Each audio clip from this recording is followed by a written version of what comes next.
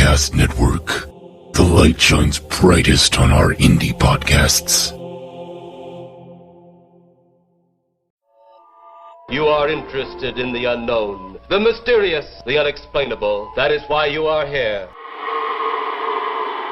3, 2, 1. Spook. We are gathered here as advisors, as scientists. The kind of place we expect a ghost to like to wander around.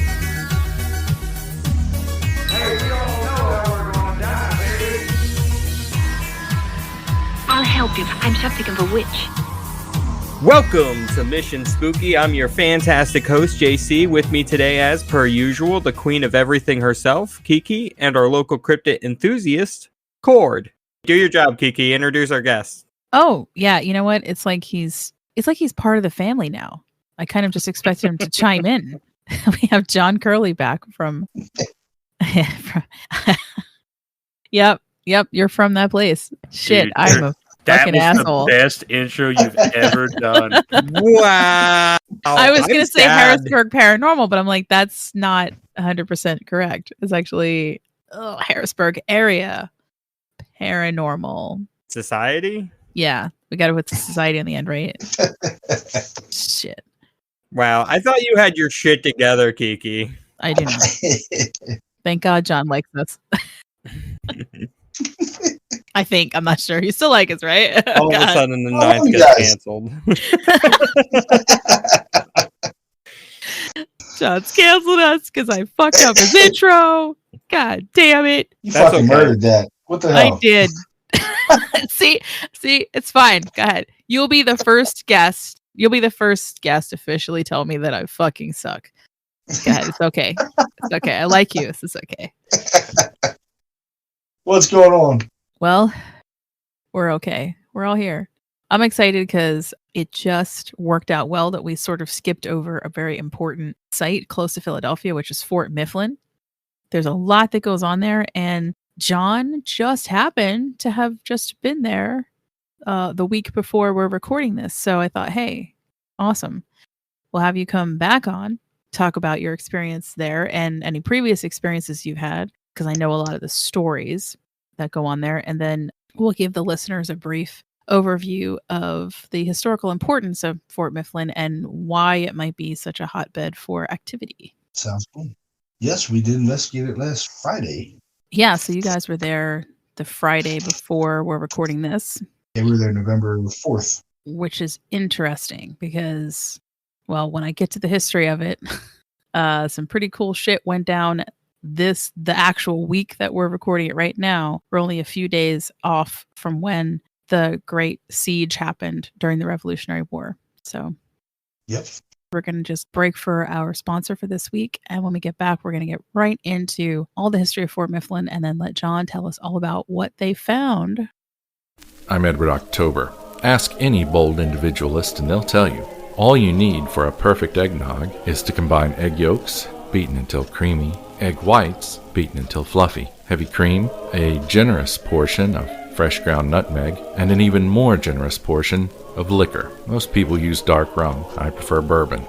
The final two ingredients are essential.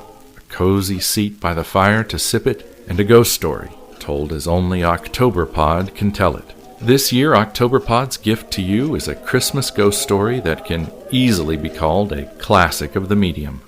It drops on December 25th, Christmas Day. Find it on our YouTube channel, Octoberpod Home Video, or on Octoberpod AM, wherever you get podcasts. You can find all of our links at octoberpodvhs.com. Listen by the fire, and we guarantee it will be the crowning pleasure of your busy holiday season.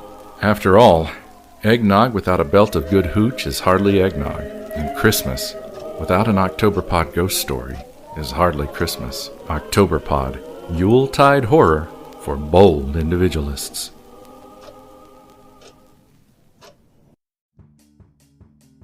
Hey, Spookster Squad. If you haven't heard about Anchor by Spotify yet, maybe you've been hunkered down in the deep woods keeping an eye on a Bigfoot structure. Anyway, it's the easiest way to make a podcast. with everything you need in one place, which is really handy when you've got cryptid audio that needs to be out there to the public as quickly as possible. See, Anchor has tools that allow you to record and edit your podcast right from your phone or even a computer. Anchor also helps distribute your podcast on listening platforms like Spotify, Apple Podcasts, and more, so you have extra time to get searching for that lake monster. You know they're all out there. It's everything you need to make a podcast in one place. And best of all, Anchor's totally free.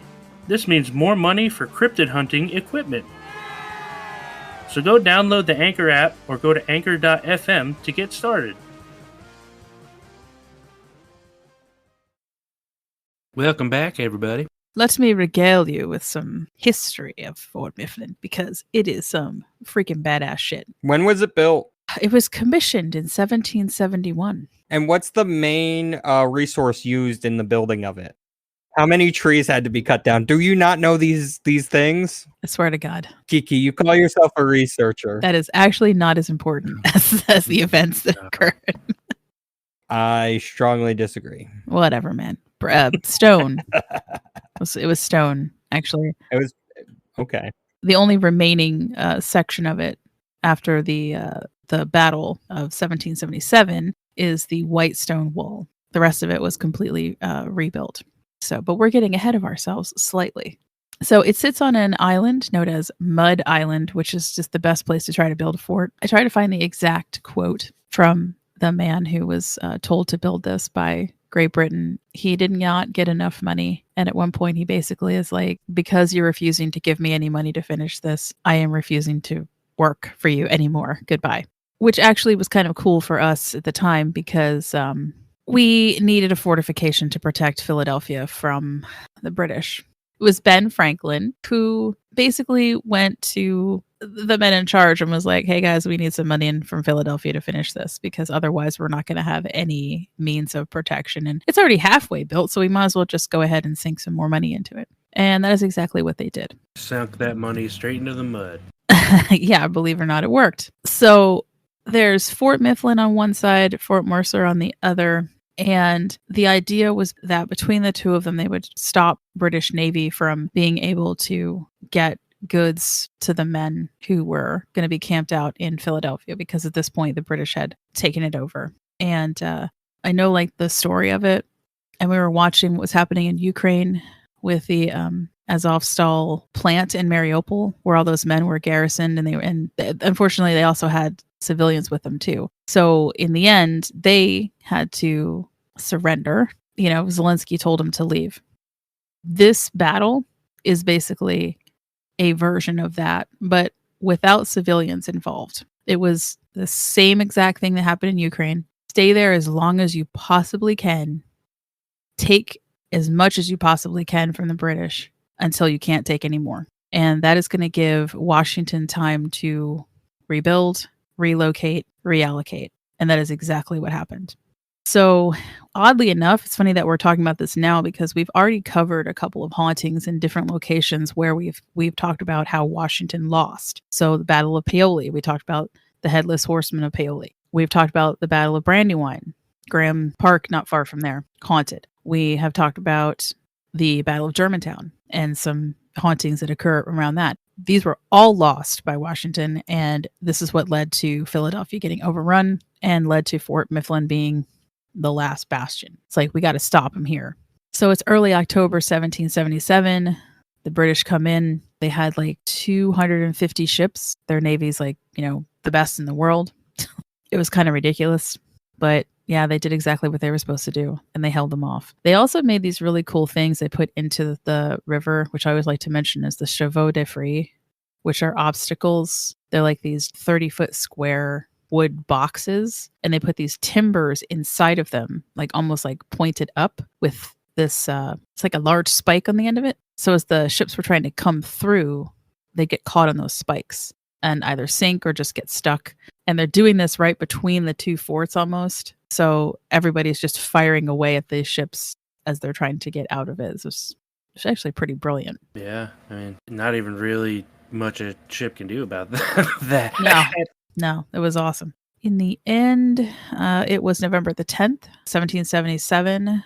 they intensified their barrage. I watched an episode of, I'm not exactly sure what it was, on YouTube, but they were talking to some of the historians who actually work there, and they said that it was about, I swear they said it was 1,000 cannonballs an hour that the British were using. Yeah, and they just used it all up too. Like that was kind of what they were supposed to do. Like, like the Russians did in Ukraine. They just kept blasting it and used ridiculous amounts of ammunition and got pretty much nowhere. So this is what happens. They just keep attacking. November 15th, 1777, the American troops evacuate. It denied the British Navy free use of the Delaware River. Like I said, it allowed positioning of the Continental Army for the Battle of White Marsh, and then that withdrawal to Valley Forge. And then, of course, we all know what happens pretty much after that. We won, yay. Yeah, we did it. Yay, America! 250 of the 406 some men were killed or wounded at Fort Mifflin. They left behind, I think, about 40 of the youngest combatants. And then those guys blew up everything that they could so that when the British entered, there wasn't anything of use left. And then they escaped as well. Yeah, they did a good job.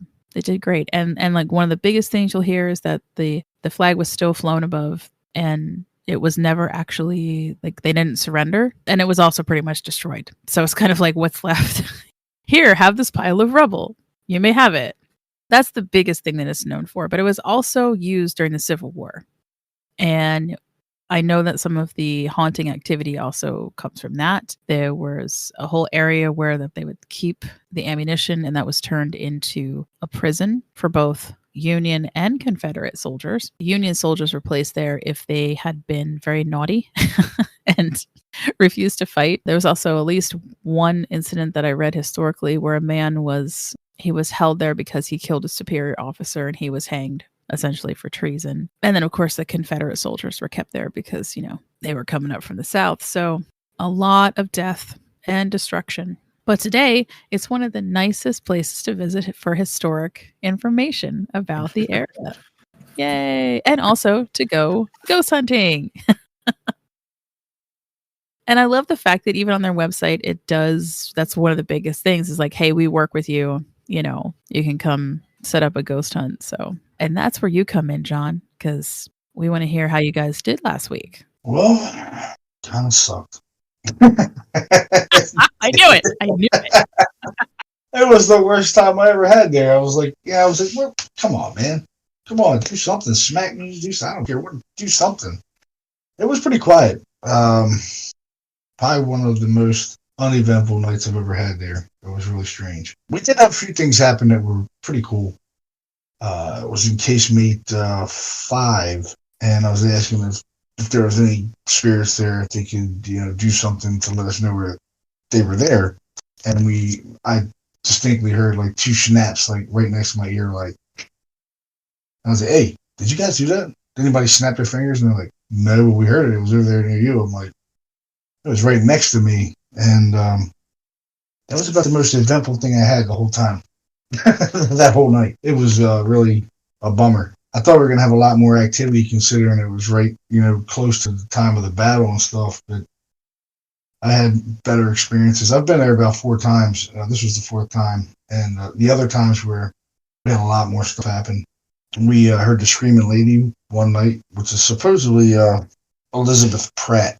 She's the Screaming Lady. I've heard her 3 times there. Twice it was really low, but then the 3rd time I heard her on our 3rd investigation there, it was really loud. And we thought it was 2 of the female investigators that we had there, because there was a deer running around in the fort, a buck, and we heard it. We heard a woman scream, and me and Don looked at each other, and Don goes, "That's probably Diana. She probably ran into that deer, that buck that's over there." And we just laughed it off. And then we got back, and we're like, "Were you guys just over there? Did somebody scream? One of you girls scream?" They're like, "No." I was like, "Did you hear a woman screaming?" She's like, "We didn't hear anything." So then I asked other investigators that were around the fort, I said, "Did you hear a woman screaming?" And they're like, "We didn't hear anything." I was like, "You gotta be shitting me." They're like, "No." I'm like, "Dude, we heard a woman scream really loud. It was right in the middle of the fort. There's a big commandments house right in them. They called it the Citadel at one time, but that's where we were. We were inside of there, and we heard this woman, like, it was a really guttural scream. And we actually captured it on recording too. It was very cool. I'm like, dude, that was definitely a woman screaming.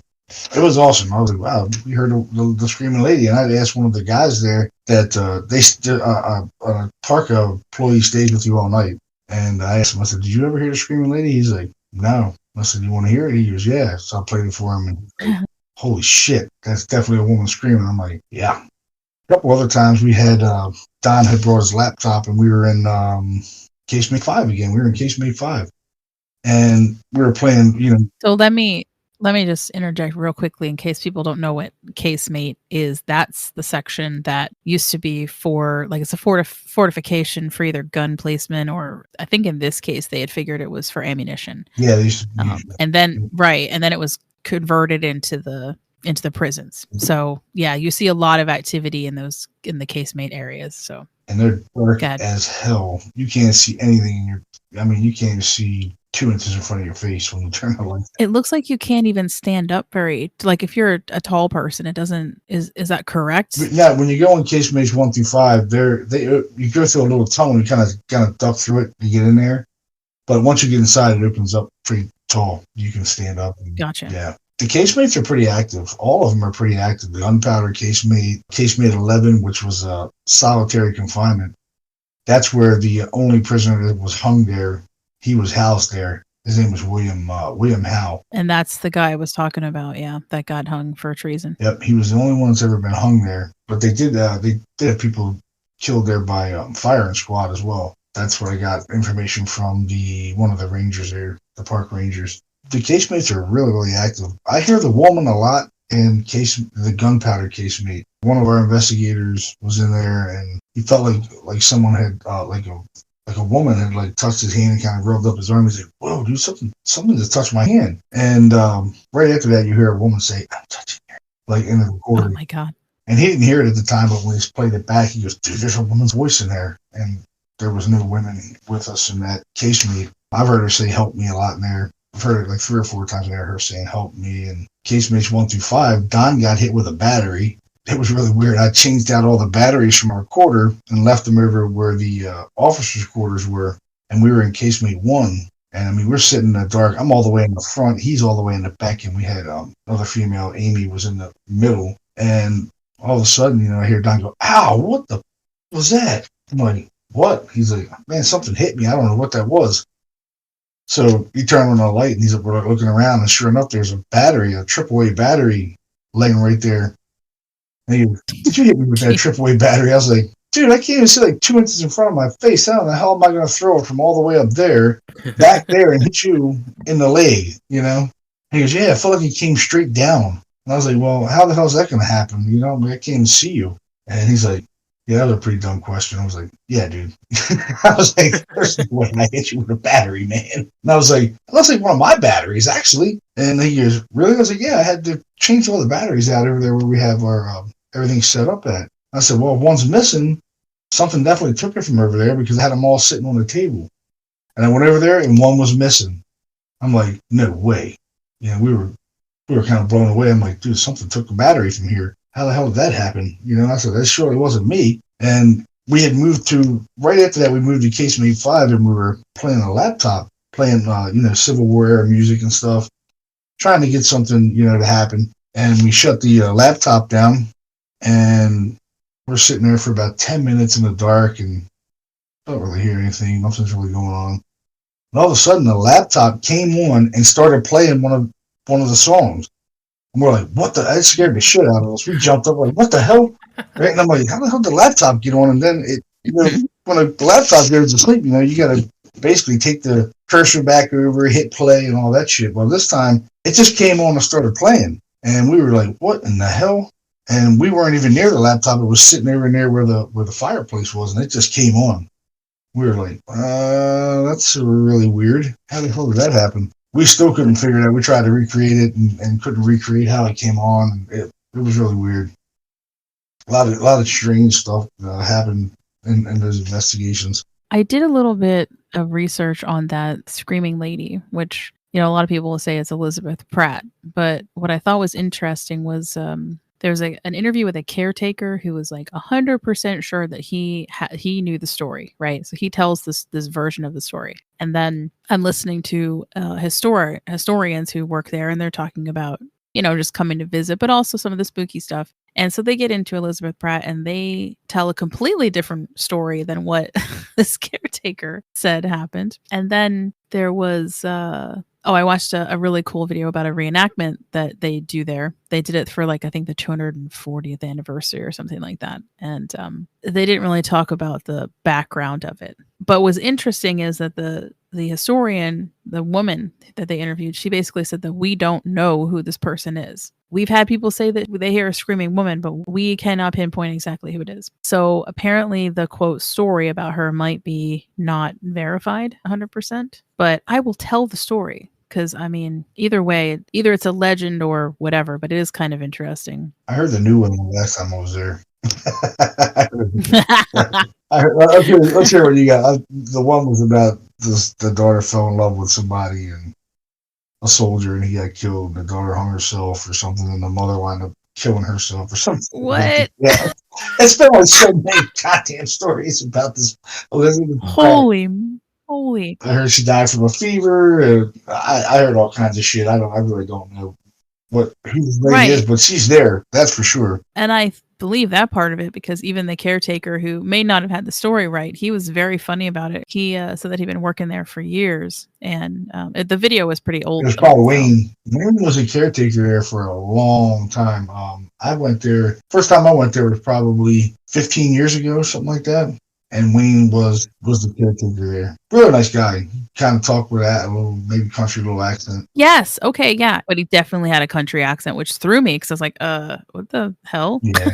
That was Wayne. He's a hell of a guy. Nice guy. He retired from there. So his story about hearing her was twice. And once was kind of like not great up in his grill, kind of, it was like, it seemed more far away. And then the other time was, he said it was so loud. He was mowing the lawn or using a weed whacker, something like that. Yeah, and it was so loud that he heard it over that he had to tell her to be quiet. And then she stopped screaming. It's like, wow, okay, so you're just totally cool with how that goes down. Okay, you work there for so long, you're just like, yep, that's that screaming lady again. Can you keep it down? Because I'm trying to get my work done. I love that. So his story had involved the daughter falling in love, and that Elizabeth Pratt was the mom, and that they lived there somehow on the premises, and that the daughter wasn't supposed to be dating servicemen, but then she did. And then the mom got so distraught about it that she told her to leave, that she didn't want her around. And then she died of a fever, like you said. And then the mom was so distraught over it that she lost her mind, and that she killed herself by hanging herself at Fort Mifflin. Yep. Now, the more recent story, perhaps updated, is that Elizabeth Pratt was a neighbor to Fort Mifflin, right? So she lived really close by, and that her daughter had indeed fallen in love with an officer. And it was just that her mom didn't want her falling in love with like any military guy. She basically kicks her out and is like, fine, go live with him, or just, go away or whatever. And that she wound up dying of dysentery while she was gone. And that her mother was so grief stricken that they believe that she took her own life in some fashion. But since she didn't die on the premises, they're not really sure. They can't say it with 100% certainty if she hung herself or took poison or whatever, right? So it's kind of like maybe she's looking for her daughter, because she sent her daughter to Fort Mifflin to go live with this guy, but then she wound up getting sick. I don't know. Those are two very different stories.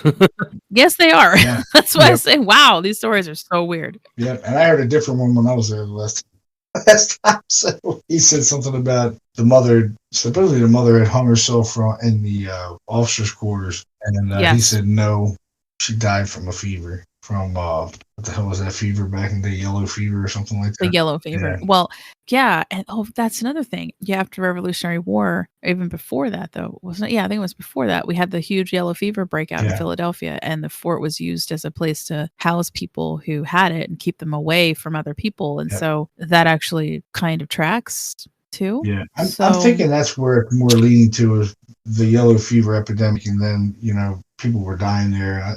That's where I'm thinking it's coming from. The scream, anyway. Yeah. It's loud. I know I heard it. It was very loud, disembodied scream. I do have it on recording. Nice. Yeah. Fantastic. We caught a voice in case made 11 too, at EVP. I actually heard a disembodied voice. It was me and Don were in there. It was before they put this loud ass, I don't know what the hell's in there now, but it's a really loud, kind of like, I want to say dehumidifier or something in there. And if you're trying to do like EVP recordings, it's really hard to hear.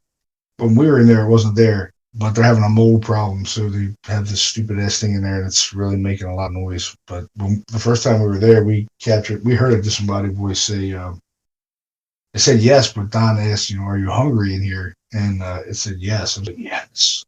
I'm like, dude, what the hell did you hear? Well, voice, he's like, yeah, man. It said yes. I'm like, yeah, it was just me and you in here. And we were seeing like shadows and shit like out in the hallway. And, we're like, what the hell is that, dude? Like, I just seen something. There's a little cubby that cuts behind that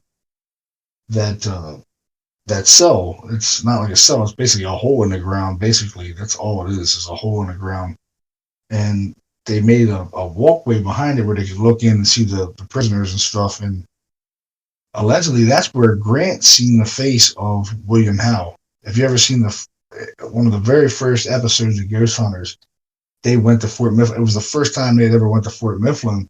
And Grant happened to look over in the window, and there was a guy's face in the window. There's a little window there. The descriptions of William Howe.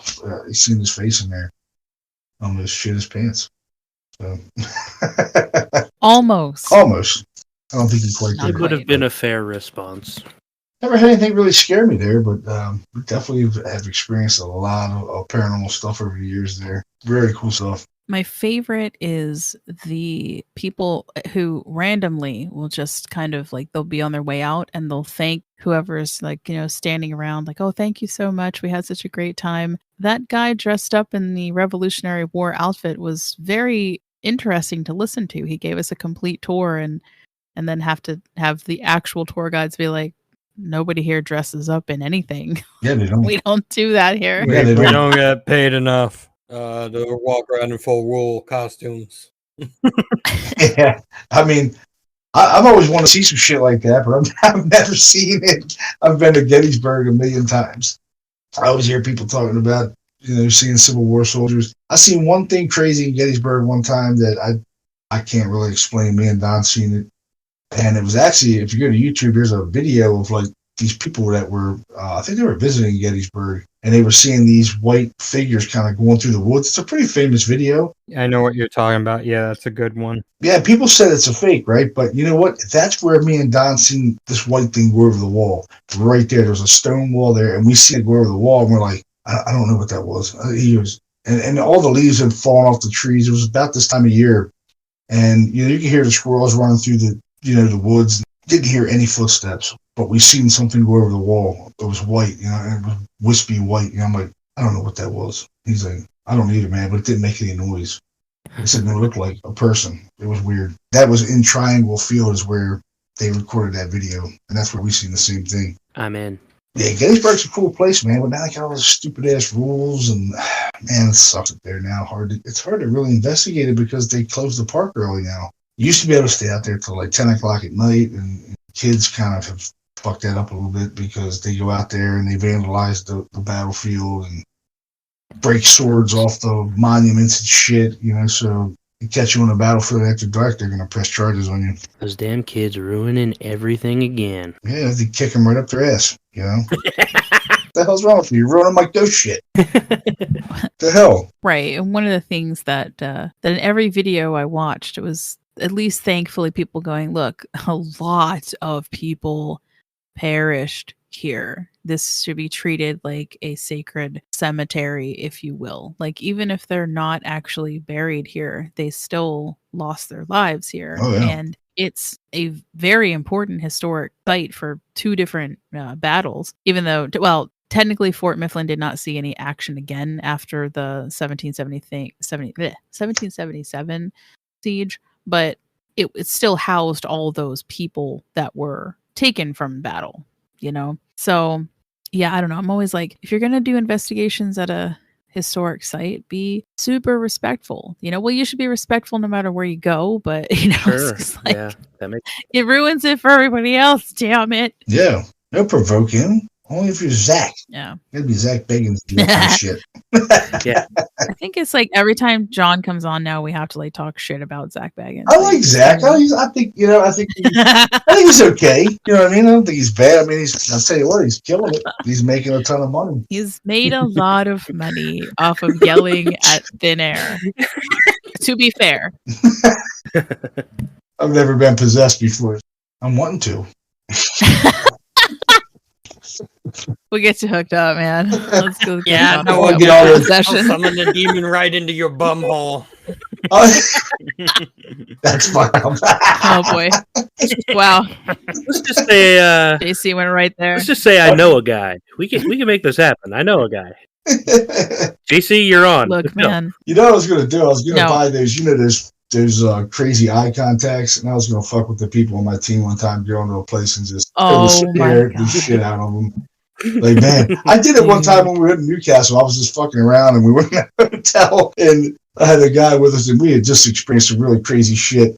And I'm like sitting on the end of the bed, and I'm like, they're talking to me, and I'm just like staring right, and they're like, "John, are you okay?"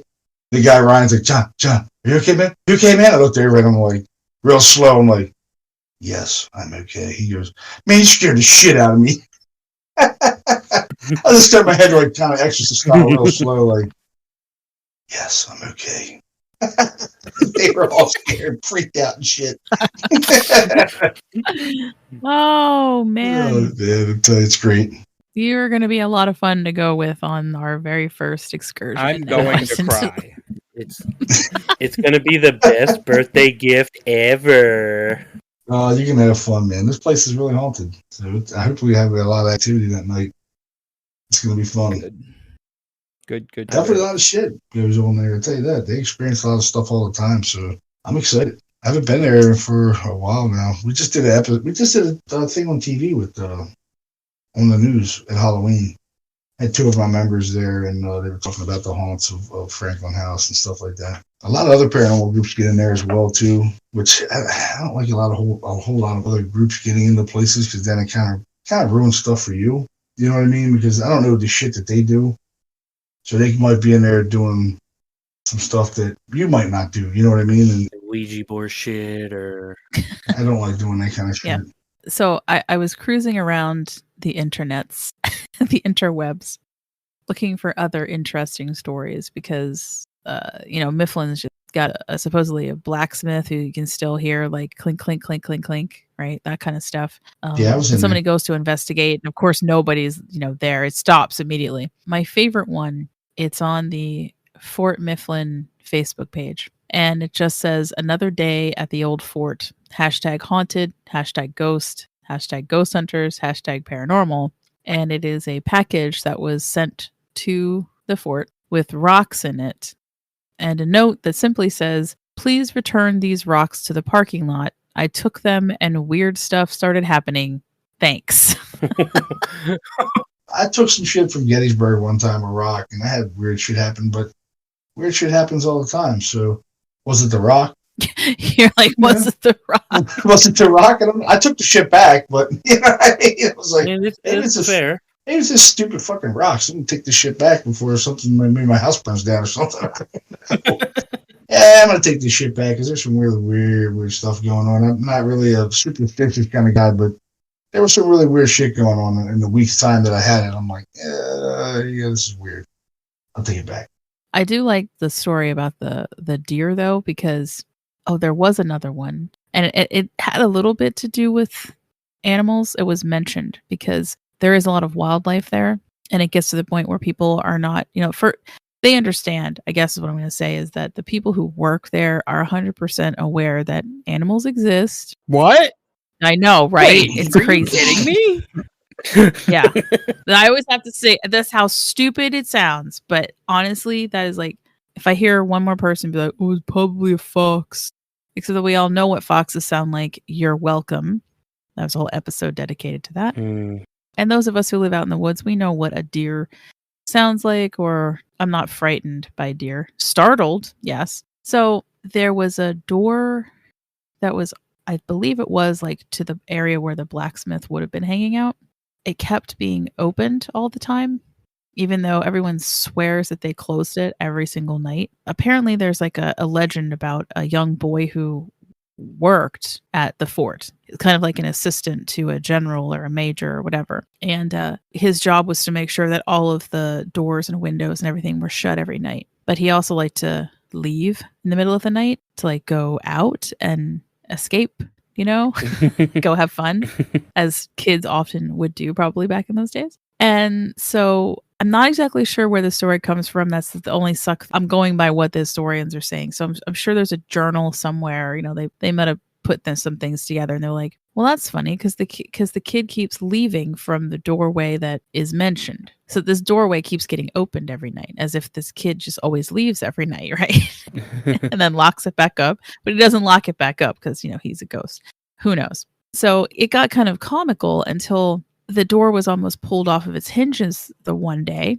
And of course, they're like, okay, look, like, was it something radical? Did a deer actually run into the door? Because like you had just said a little while ago, there's a huge buck there, and they close it up again. They're like, well, whatever. It's fine. There's no traces of any deer. There's nothing here to indicate that any animal did this, or definitely not a human. I want to say it was almost like the next night that door was not only off the hinges completely, but it was thrown up a hill. Oh. They like had to go find it to put it back on.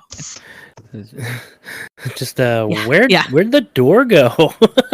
Right. I can tell you, I was in the blacksmith shop every time. I've been there. I've sat in there every time.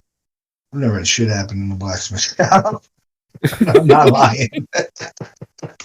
I've sat there for like hours. I'm like, goddamn blacksmith that, man. I'm like banging on the anvils and shit. Like, come on, man, let's go. Let's do something. Nothing. Not a peep. You can hear a mouse pissing on cotton in there. Like, it's that quiet. Yeah, that's quiet. John always has like the best euphemisms for stuff. That's great. You're sure not from the South? Because that definitely sounded like I definitely never heard that one before. We did. Oh, this was exciting. We did almost see a full-bodied apparition. Almost at Fort Mifflin last time. The guys were all excited. Man, we seen the figure right here, and he walked over to there. He's like 30 seconds. So we're timing shit at how long it takes to get from one point to the other. I said, you said 30 seconds, so we're timing it. I was like, there's no way someone got from here to there in 30 seconds, all the way over by the groundskeeper is. I said, there's no way. It took 52 seconds to get from here to there. You still got another, I don't know, 75 yards, maybe 100 yards to the house. I'm like, yeah. So I said, well, here's an easy way we're going to figure this shit out. I'm going to call the groundskeeper and see if he was ever here. Call him up. I said, hey, Greg, were you over here? I sure was. I was like, there's your ghost. I was like, it's the groundskeeper, dude. I'm like, God damn, what was he doing over here? I'm like, he's checking the grounds. He's the groundskeeper. Keeping the ground. Yeah, he's like checking shit out. Cool place though. Too bad you guys couldn't show up. It was it's a pretty awesome place. Yeah, that wasn't gonna work. Just to have the place for 10 hours to yourself, there's no other people can come in and it's all yours for a whole night. I mean, it's a pretty amazing experience. That'll be a next year thing. It got a creepy fog to it too. Like about 3 o'clock in the morning, this fog came in. It was really cool.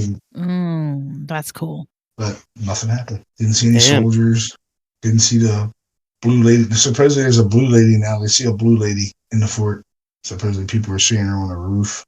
I don't know what she's doing on the roof, but she's on the roof. She's behind there. I said, on the roof? He goes, yeah. I'm like, okay, that's different. Pretty steep roof. So that's just kind of weird to me. Like, why would that woman in particular just all of a sudden show up? Like, yeah, I said the same thing. There's so many other things that have already been at least corroborated or make a hell of a lot of sense. And those things keep happening over and over again pretty consistently. I don't know. I'm always wary when like out of the blue, there's like this new lady shows up. Yeah, and like maybe it's the same lady coming in a different form, or you know what I mean? Maybe it's projected. That might be differently. Who knows? I know the old groundskeeper Wayne, when he used to live in the fort. This guy lived in the fort. I mean, he didn't go home. He slept in the officer quarters. Dang. I'm like, man, you probably experience all kinds of shit in here. He goes, I don't know. I drink 12 beers and go to sleep, and then I don't worry about anything after that. I'm like, oh, okay, cool. That's one way to deal with the paranormal. Yeah, he goes, I drink 12 beers and I'm gone. I'll drink a ghost any day. God damn it. Fantastic. He's seen some shit. He said he used to see a lot of stuff, weird shit in the middle of the courtyard, like balls of light. I've never seen anything like that. I wish I did. I heard more disembodied voices and stuff in there than I've heard anything. Okay, so just to confirm, the YouTube video that I watched is Wayne. It's Wayne, yeah. It's gotta be Wayne. Yeah, it's Wayne. It's from 12 years ago, so I wasn't really sure. I was like, you know. But yeah, he has a pretty interesting small little tidbit from Garden State Ghost Hunters when they were there. It's just like a 3-minute long thing where he talks about the screaming lady, and I love it. So I'll add that to the show notes because I want you guys to listen to what he had to say. It was really cool. Yeah, in a few weeks we are headed to Franklin House Tavern. Franklin House Tavern overnight. Well, kind of. Yeah, they closed around 10, and after that, it's ours. I am ready. I'm gonna make a BLT. Is that like your paranormal investigator snack lunch? Yeah. Is it not Okay. everyone's? You want to make me one while you're at Yeah, it? sure. I'll bring you one. I'll make you one, buddy. Make Bacon, everyone obviously. one. Yeah. Wait. Yeah, with fake bacon. I want to be there before they close and like order some food. Yeah, they have really good From food. No. JC just said he's do you mean, making no? homemade BLTs. That's for after we eat, and I'm going to eat again like in 4 hours. Isn't that how that works for you guys? I'm always hungry. What's food? Bad. Today's featured music comes from Pageant Girls. Once again, they are out of New York, New York. And the song I chose is called Complainer. Oh, it's written about me. I love this song so much.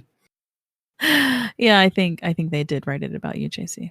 When we come back, we'll talk with John a little bit about what he's got going on in the future and an update on that book that we mentioned the last time he was on.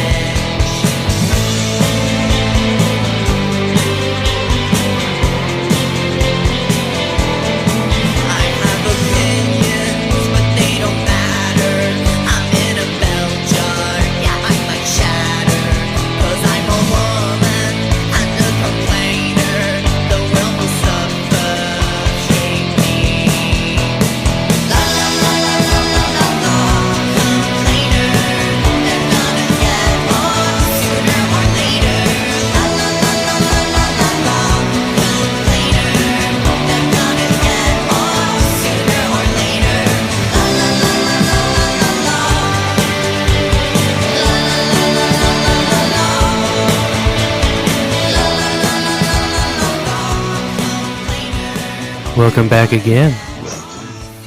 Nice. Oh yeah, I like that one. That's a good one. Oh god, you guys are going all Dang. demony. I like it. I know. So I am very, very excited about our future ghost hunt. And just briefly, to reiterate, I do believe this is the place that had the brothel, right? Yes. Like upstairs. Is that Okay. still active? It is. Asking You're for still- a friend. You're still here. Paranormal Humpty Dumpty going on up there. Nice. Yeah. Yo, Yep, you do. I caught it on recording. It was pretty cool. got some ghosts doing the horizontal bob, huh? Yeah, man, we heard it. We were like, dude, you hear moaning? We were like, here, does somebody have Pornhub on or something? What's going on? Well, I just want to say that two things actually. First of all, I was just going to mention that I bought 2 packs of Oracle cards that I'm not usually messing with. One is the Sibilla Indovina, and the other one is, of course, the old style Lenormand cards. They both would have been around that time period. So I'm going to do something fun up there in the brothel and be like, hey, ladies, would you like me to read your oracle for you? And we'll see if we get any reaction. I like the idea of like interacting in some way or just talking and doing so. So I'll be talking to myself in a room, basically. That'd be great. That's what all paranormal investigators investigating is. It's talking into a room by yourself. Yeah. And hoping for the best. Pretty much. Hoping something other than yourself answers. But I do hope that we get some interesting brothel activity because we do have a YouTube channel. So does John, by the way, if you want to check that out. We'll have that in the show notes. But I've been reusing the audio there for almost the whole 3 years that we've been active. And I have never gotten a response like we did off of the one single quote video that we put up, which is really just the audio from the episode on ghost sex, as in having sex with ghosts. And to put that into a little bit of perspective, we've had our Puckwudgie episode's been there for like the 3 years. It's got 1.7 thousand downloads. It's okay. Of course, I'd love it to be 10,000, but it is what it is. Just give me 1 second because I feel like I should have the latest number for this to blow people's minds. Because that ghost sex one, I don't put the stuff up as quickly onto the channel as we have on, like available to you on Spotify, for example. Oh, look at that. We're almost there. We're at 4.9 thousand views of ghost sex in 5 months. Nice. And that ain't half bad. Hell no. That's it, baby. Sex sells. I also need to tell Tyler that his on YouTube has only gotten 243 views in 2 years, which is really sad. Basically, people want to listen to ghost sex and nothing else. I get it. So, I think this one will just be called the brothel episode. And then, well, at least for YouTube purposes anyway, because, you have to rename everything. Ghost on YouTube. brothel. Ghost sex workers.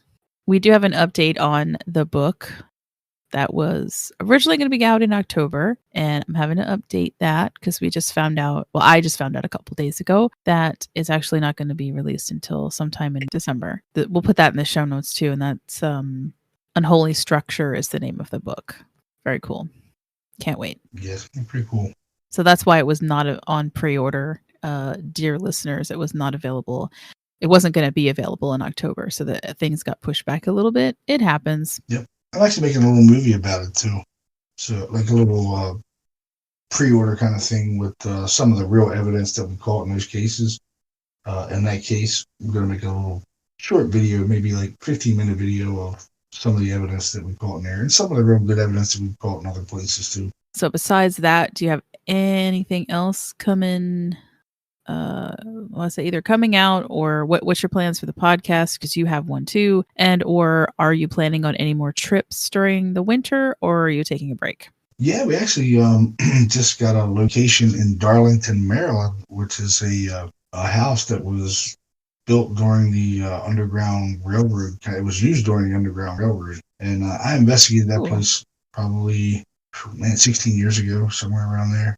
And it's really haunted. And I was always wondering how to get back in there and get in touch with the owner. And I finally got a hold of the owner. And he said that we could get back in there to help raise money to redo the place. So it's a little rough condition right now, but he's trying to raise money to fix it. And I said, well, we could do paranormal investigations in there to try to help. So he was down for it. And we're going to be doing some, taking people in and doing some paranormal investigations in this place. It's really haunted. And you hear singing from like slaves that were in the house. And when we were there, we heard disembodied voices, footsteps. They've seen full body apparitions in the house. We didn't see any. It's got a lot of history to it as well. I am going to be collaborating with Anna with another book on basically my entire career of paranormal investigating and doing all the weird shit that has happened to me over the years and all the case files that we've done up to now. And it's going to be a pretty cool book. And the podcast, we're still doing the same thing. Everyone the Paranormal Journal, everyone Podbean, just doing case files and trying to educate people with the paranormal stuff that we do, and trying to steer them in the right direction, and hear some really creepy tales while they're listening, hearing real paranormal evidence. Are you still doing like a live feed kind of thing on Fridays, or is that? I'm taking a little break. I was sick for a couple of weeks. I lost my voice and I couldn't talk, so I'm just now starting to get back into it. But I did one last week live, and this week I'm on your show. So probably do one probably Sunday with Bill Bean. He's been on like The Haunted and Ghost Nation. He was on an episode with me on Ghost Nation. He's a Baltimore boy. We grew up in Baltimore. He lived in a haunted home his whole life and experienced a demonic kind of force in a house he lived in Baltimore. And it steered him in the direction that he's kind of in now, where he's turned into a minister, and now he does exorcisms and deliverances, and he helps people all around the world. Really nice guy. It has once again been awesome getting to talk to you a little bit about Fort Mifflin. Taking us out once again tonight is Pageant Girls from New York. All of their music is available on Bandcamp. You'll see that we have bought all the music and we support them. And the song that I chose for today is called Complainer. And it's, as always, stay spooky and don't die. But if you do, contact us. Well, if you're mysterious and spooky and altogether kooky, listen to Mission Spooky.